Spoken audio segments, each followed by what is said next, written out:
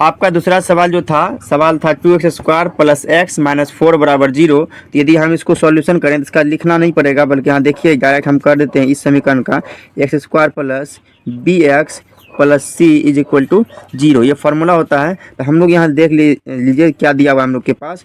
मान लेते हैं गिवन यदि करते हैं, गिवन करते हैं तो a का मान क्या दिया अपना, a का मान दिया हुआ है 2 और b का मान दिया है क्या, x के साथ नहीं कुछ तो 1 है तो 1, और c का मान आपका दिया हुआ है माइनस में 4। इस तरह का मान दिया हुआ है, कोई दिक्कत नहीं है।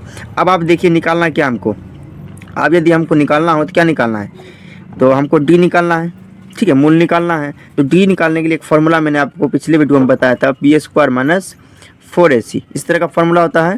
तो या करेंगे डी बराबर करेंगे, तो बी का मान आपका क्या है, 1 है, तो 1 का हम लोग वर्क करेंगे स्क्वायर माइनस 4 तो पहले से है गुना ए का मान क्या आपका, ए का मान 2 है, 2 किए, और सी का मान आपका माइनस में 4 है तो माइनस 4 कर दिए। या देखिए या करके फिर लिखेंगे डी बराबर 1 का स्क्वायर तो 1 ही हो जाएगा, माइनस 4 दूनी 8, 8 हो जाएगा, और माइनस में करेंगे 4 तो माइनस माइनस ये हो जाएगा, और माइनस में हो जाएगा 4 दूनी 8, 8 चौके 32, इस तरह का हो जाएगा। तो या यदि हम फिर करते हैं इसको लिखते हैं एक बार, तो डी का मान आपका क्या निकलेगा, 1 प्लस में निकलेगा आपका 32, क्योंकि माइनस माइनस हो जाएगा आपका प्लस। तो या यदि हम करते हैं डी का बराबर में करेंगे तो ये हो जाएगा आपका डी का मान 33। जैसा कि मैंने आपको पहले बताया था कि यदि 0 का बराबर आ जाए, मान मूल आ जाए 0 के बराबर या आपका 0 से बड़ा आ जाए, तब उसका मूल अस्तित्व होगा, तब आगे उसका वर्ग बनाना है, नहीं तो नहीं बनाना है। तो हम लोग इसको क्या लिखेंगे, यह अस्तित्व में है। देखिए डी बराबर आपका क्या आया, डी बराबर आ गया आपका 33, क्या है आपका डी बराबर 33। इसको हम लिख सकते हैं अतः इसका अस्तित्व संभव है, इसका अस्तित्व जो है वो संभव है, इसका अस्तित्व संभव है। देखिए इसके आगे हम लोग यदि इसका करेंगे तो इसमें हम लोग को निकालना क्या है, निकालना है, अब निकालना अगेन लिख करके, देखिए थोड़ा सा दिखने में दिक्कत होगा आपको। अगेन यदि हम करते हैं इसको तो अगेन करके निकालना है द्विघात सूत्र, द्विघात सूत्र से निकालना है।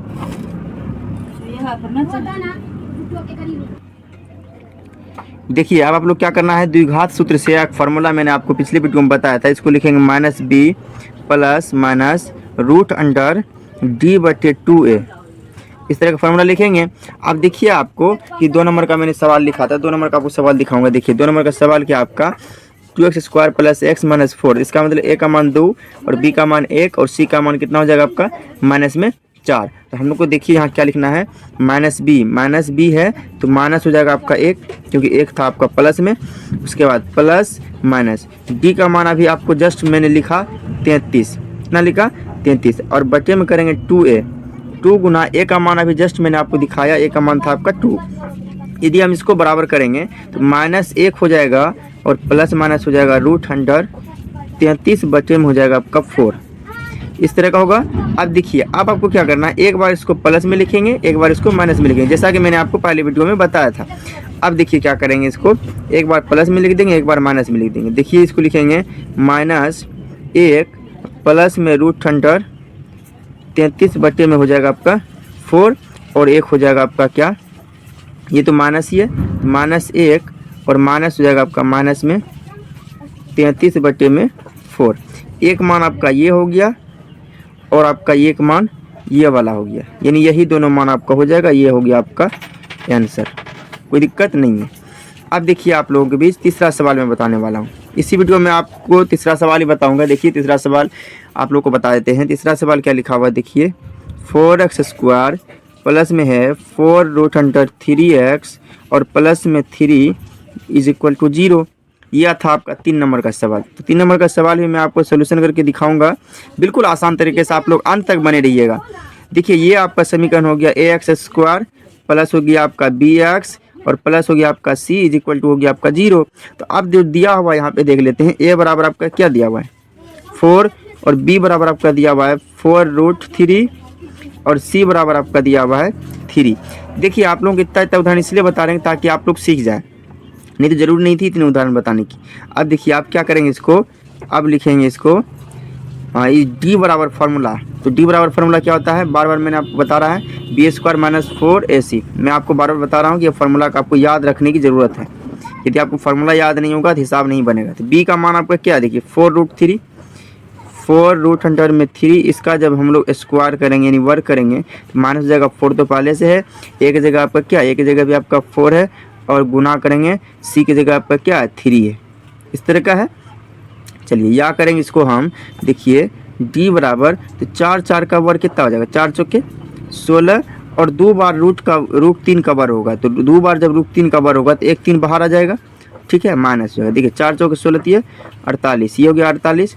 अब देखिए या करेंगे इसको यदि हम, तो डी का मान कितना हो जाएगा, यहाँ हो जाएगा 48, यहाँ हो जाएगा 48, तो डी का मान आपका क्या निकलेगा, ये देखिए आप, डी का मान आपका निकल जाएगा 0। मैंने आपको पहले बताया था कि यदि डी का मान 0 निकलता है या फिर आपका 0 से बड़ा निकलता है तो उसका अस्तित्व संभव है और उसका वर्ग भी बनेगा। यदि नहीं निकलता है इस तरह का तो नहीं बनेगा। तो यहाँ तो निकल गया, तो इसको लिखेंगे अतः, इसको लिखेंगे अतः इसका अस्तित्व संभव है, इसका अस्तित्व जो है वो संभव है, इसका अस्तित्व संभव है, इसका पूर्ण इसका जो आगे होगा ये इसका आगे पूर्ण वर्ग बनेगा। तो बनेगा तो हम लोग अगेन करके लिख सकते हैं इसको, अगेन लिखेंगे द्विघात सूत्र बराबर, क्या लिखेंगे इसका द्विघात सूत्र से, द्विघात सूत्र से लिखेंगे इसको। देखिए आप, द्विघात सूत्र होता है अपना -b प्लस माइनस √d बटे मोटा है 2a, बटे में क्या होता है आपका 2a। अब यहीं देख लेते हैं हम लोग b क्या है, -b क्या है आपका, देखिए b की जगह क्या है, b की जगह आपका है क्या माइनस नहीं प्लस में ये 4√3, तो हम लोग लिखेंगे इसको, देखिए 4√3 माइनस में लिखेंगे, ठीक है, माइनस में, और प्लस माइनस हो जाएगा आपका डी का मान कितना निकला आपका 0, और बटे में हम लोग लिख देंगे इसको क्या 2, गुनाम हो जाएगा ए का मान आपका क्या है 4 है, तो 4 मैंने लिख दिया। अब इसके आगे देखिए क्या करना है, देखिए मैंने एक बार और इसको लिख दिया है क्योंकि मैंने पेज जब उल्टा दिया तो आपको दिखेगा नहीं कि मैंने क्या क्या कैलकुलेशन किया। देखिए यदि हम इसको इक्वल करेंगे तो हो जाएगा आपका -4√3 हो जाएगा, प्लस माइनस हो जाएगा आपका 0, बटे में हो जाएगा आपका 8, इस तरह का होगा। अब देखिए इसको क्या करना है, अब कुछ नहीं करना है, इसको सिर्फ एक बार अलग अलग कर लीजिए आप, एक बार प्लस में कर लीजिए, एक बार आप माइनस में कर लीजिए। देखिए यदि हम इसको प्लस में करते हैं तो माइनस है 4√3/8 है, यदि हम 8 से इसको कटाएं तो 4 दूनी 8, 4 का 4, तो हो जाएगा आपका माइनस में हो जाएगा कितना √3/2, ये हो जाएगा आपका एक आंसर, माइनस में √3/2 हो जाएगा आपका एक आंसर। और देखिए दूसरा आंसर आपका क्या बनेगा, देख लेते हैं एक बार, माइनस में लिख लेते हैं इसको, माइनस तो है ही, देखिए एक बार इसको लिखने का क्या मतलब, प्लस में यदि लिखते हैं 0 कर देंगे, तो 0 में यदि कुछ जोड़ते हैं तो वही रहेगा। अब देखिए यहाँ रहेगा -4√3 और माइनस में रहेगा आपका 0, बटे में हो जाएगा आपका 8।